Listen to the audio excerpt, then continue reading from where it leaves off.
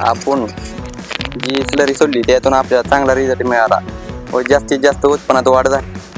नमस्कार, आज आपण आलो आहोत माढा तालुक्यातील घोटी या गावामध्ये. इथं आपण एक पेरूची बाग बघतोय.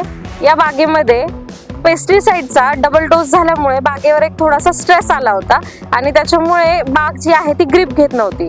त्यानंतर सरांनी आपल्या कंपनीचे काही प्रोडक्ट यूज केले आणि त्यानंतर त्यांना काय रिझल्ट आला तो आज आपण सरांनाच विचारूयात.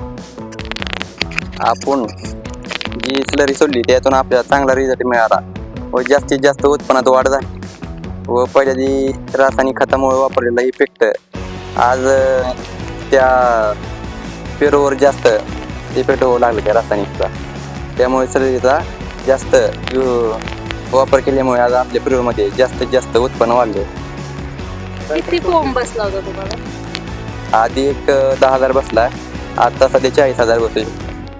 पेरूची साईज पण आपण बघतोय, त्याचा कलर, त्याचा शेप, त्याचं वेट पण चांगलं झालेलं आहे. त्यांनी बॅक्टोरिस किट आणि स्लरी सोडली होती, त्यामुळे पेरूला एकदम चांगला रिझल्ट आलेला आहे.